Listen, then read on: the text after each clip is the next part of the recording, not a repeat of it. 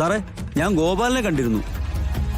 പക്ഷെ ആ പെൺകുട്ടി ആരാ, എവിടത്തുകാരിയാ, അച്ഛനും അമ്മയൊക്കെ ആരാന്ന് ചോദിച്ചപ്പോഴേക്കും അയാൾ കയറി ഉടക്കി. താൻ ആരുടെയെങ്കിലും പേര് പറഞ്ഞോ? ഇല്ല സാറേ, അയാൾ ചൂഴ്ന്ന് എന്തൊക്കെയോ പറയാൻ ശ്രമിച്ചപ്പോഴേക്കും ഞാൻ വെന്തിരിഞ്ഞു. ശരി, ഞാൻ ശ്രമം നിർത്തിയിട്ടില്ല സാറേ. അയാളുടെ ബന്ധു ഹോസ്പിറ്റലിൽ കിടക്കുന്നുണ്ടെന്നാ പറഞ്ഞേ. ഞാൻ ആശുപത്രിയിൽ ഒന്ന് കയറിയിട്ടേ അയാൾ കാണാതെ ഒന്ന് തിരക്കട്ടെ. എന്തെങ്കിലും വിവരം കിട്ടിയാ അപ്പ സാറിനെ വിളിക്കാം. ശരി. ആരാ വിളിച്ചത് നന്ദേട്ടാ?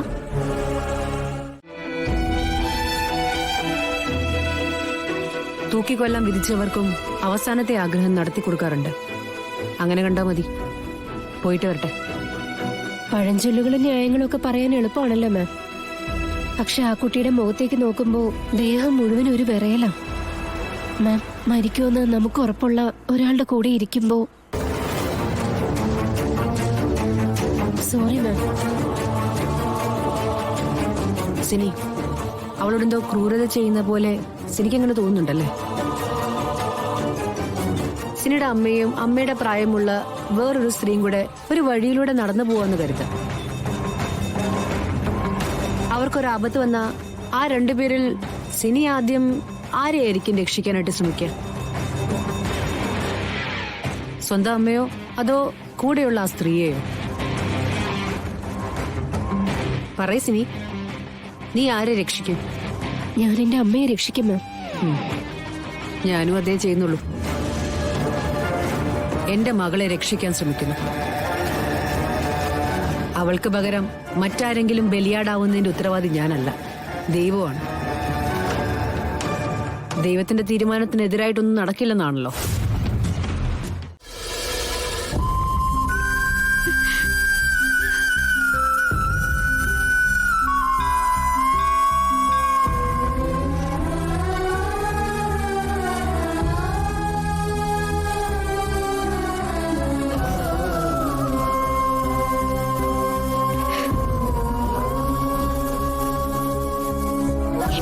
ദേവതകളെ,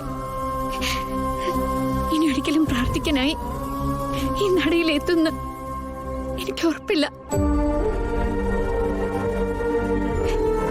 എന്റെ അമ്മയെ സ്നേഹിച്ചും കൂടെ ജീവിച്ചും എനിക്ക് കൊതി തീർന്നിട്ടില്ല.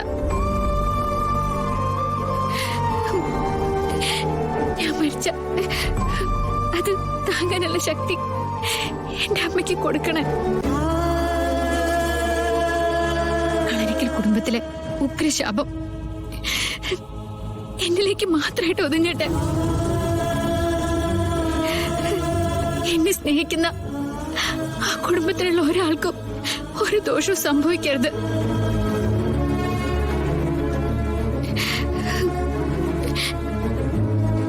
എന്റെ അമ്മയെ ജീവിപ്പിക്കാൻ പണം തന്നത് സിത്താരമ്മേടാ. അവർക്കും അവരുടെ മകൾക്കും നല്ലത് മാത്രം സംഭവിക്കണം.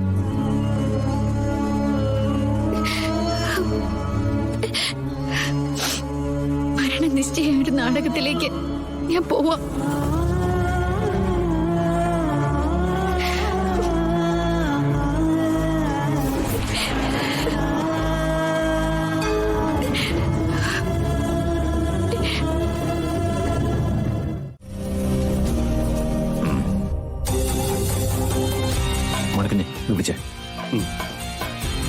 ഇതെന്താ നിന്റെ പെണ്ണ് വരാത്തത്? വിളിച്ചില്ലേ നിങ്ങൾ തമ്മില്? ഇന്ന് വിളിച്ചില്ലമ്മേ. അത് സാറ് മനഃപൂർവ്വം ഒരു ഗ്യാപ്പ് കൊടുത്താ. എന്നും വിളിച്ച് സംസാരിച്ചാലേ കല്യാണത്തിൽ ഒരു ത്രില്ലുണ്ടാവില്ലെന്നേ. അതെ സാറേ. ഒന്ന് പോടോ ഓടുന്നു.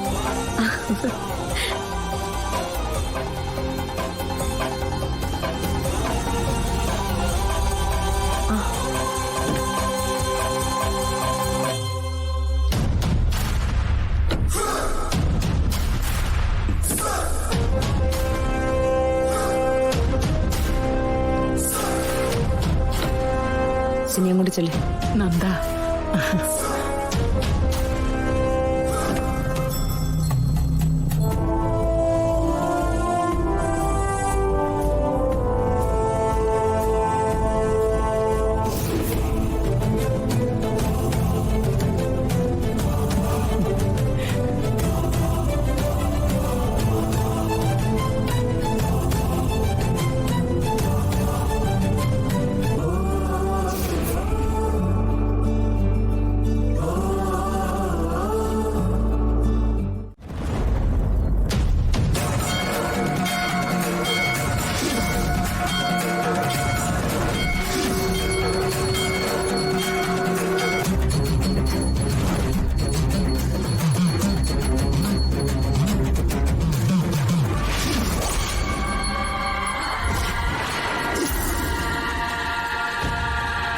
ദിവ്യനാഗത്തിന്റെ പ്രീതിക്ക് വേണ്ടി പൂജകൾ നടക്കുന്നുണ്ട്. കർമ്മങ്ങൾ ഫലിക്കാത്തത് അതുകൊണ്ടാ. കളരിക്കൽ തറവാടിനെ ലക്ഷ്യം വച്ച ദിവ്യനാഗം ഇപ്പോൾ സംപ്രീതനാണ്. ഇനി എന്താ ചെയ്യേണ്ടത്? കർമ്മങ്ങളുടെ രൂപവും ഭാവവും മാറണം. ശാന്തനായി കാണുന്ന ദിവ്യനാഗത്തെ പ്രകോപിപ്പിക്കണം. അതിനുള്ള കടുത്ത മന്ത്രവിധികളിലേക്ക് കടക്കണം. ദിവ്യനാഗം പ്രകോപിതനായാൽ തീർച്ചയായും മണ്ഡപത്തിൽ നടക്കുന്ന വിവാഹ ചടങ്ങിൽ വധുവിനെ ദംശിക്കും. കതിർ മണ്ഡപത്തിൽ തന്നെ വധു മരിച്ചു വീഴും. അതിനുള്ള കർമ്മങ്ങൾക്ക് തയ്യാറെടുപ്പുകൾ നടക്കട്ടെ.